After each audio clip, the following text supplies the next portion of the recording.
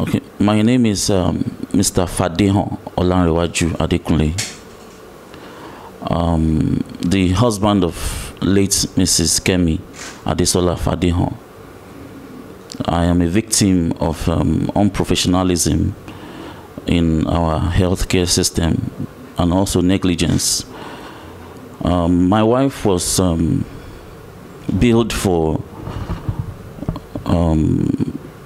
delivery in the month of August at a hospital. Actually, she had an antenatal program spanning through a period of about 5 months at the place. As the husband too, I was required to donate blood, which I did. She was a booked CS patient. So our EDD was meant to be in September, somewhere around September the 5th. But she was told to come 2 weeks before that time, precisely August 18th for her delivery. So on the 17th, she was booked at the hospital and slated for the next day for the CS. Now on the day of the CS, the doctor, the consultant that was supposed to be on her case, that had always been on her file, was not around, and some other doctor was the one that took delivery, that is performed the CS. One would have expected that in the absence of such a person, that is the consultant, someone else who is also equally a consultant should be the one to operate her. But someone with less competence to handle the case was the one that handled it. So the operation started at about 4:30, and we got all the things that we were supposed to get. But 2.5 hours into the operation, actually it was strange too that a CS operation, because she has had operations before, maybe just like 30-45 minutes, but it was surprising that that was spanning over 3.5 hours in all. But 2.5 hours into the operation, I was called in to come and witness what was happening, and the need for me to get some extra materials like extra pints of blood and oxytocin, because they said she was having excessive bleeding. At that point, the doctor called me in that I shouldn't have allowed my wife to go through a third CS, that I was actually putting her through too much pressure, that her uterus was weak, this and that. At that point, I saw that all the intestinal contents, everything with the uterus was out, and she was saying that, well, what she wanted me actually to sign an undertaking that the uterus be removed. But that on a second thought, since they are actually winning the war against the excessive bleeding, that one will not be necessary again, but I will need to get extra oxytocin so that it will help the uterus to contract and all of that, and get extra pints of blood, which I did. Actually, my wife at that point was praying. So after that, about 3.5 hours into the operation, everything was concluded. We got the blood, and they gave the blood to her. Not in the hospital. They didn't have that blood in the hospital. I had to go outside to get that. Now, it took my wife about 3 days for her to start recovering, to start doing little movements here and there. So, but to the glory of God, as we felt, she started getting better. She was able to stand up and all of that, and do 1 or 2 few things in the hospital. So they said she should start taking some water and probably pap, which she started taking. But about 2 days into that is after taking the water and the pap, we noticed that her stomach started swelling back to how it was at pregnancy. So at that point, I was so jittered, and we had to tell the doctors, and they told us that she should stop taking anything, that she will be placed on drips.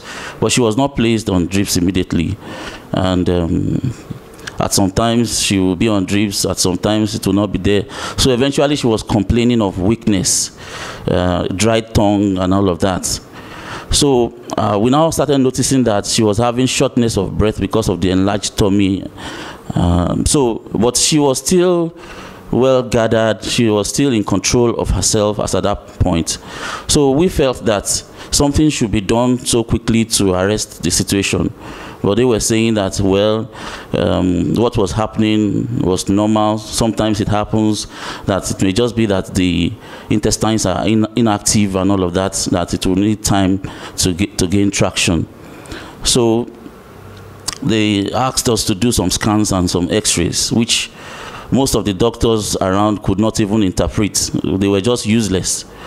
So on the 8th day, that's the day slated for the naming.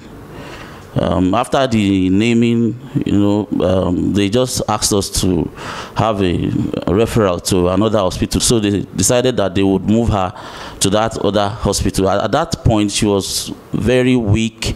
At that point, she was having some form of hallucination, and she was really not so much in control of herself. So she was moved on the 8th day after the operation, precisely, I think, on the 25th of August. So eventually, some doctors started coming in from that place.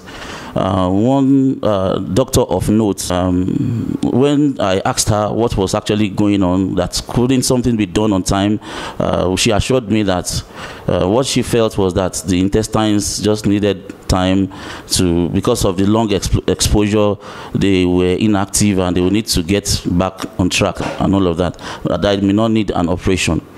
But precisely on Saturday after that, I think on the 27th of August now, she decided that she was to be opened up, because on that day she passed out some stool which she had not been passing out before, and she noticed that the stool that was coming out from her anus was the same liquid that was on the place where she was operated. So the place where she was operated also was having some form of liquid, like fecal liquid coming out from that place too. So she decided that she at that point should be operated. So we got all the materials and the operation kick-started around 9 in the evening. So I was told that they had to operate on an intestine that had been ruptured in the process of the first CS they did, and that the tummy now, they had to pack a lot of feces, intestinal products out of the cavity. As at that point that she decided to do the second operation, she was having very high and severe temperature. She was really not so much in control of herself again, having hallucinations and all of that. So after the operation, they said for the intestines that was operated to get healed, that she will have to be moved to the ICU for closer monitoring and all of that. But unfortunately, on the 3rd day, after the second corrective operation, she gave up the ghost. And at that point, even before she gave up the ghost, they said because of so much infection, that the infection had caused organ failures, that like the kidney, that they needed to call a kidney expert, they needed to call a neurosurgeon also to come and observe her and all of that. It was just what happened.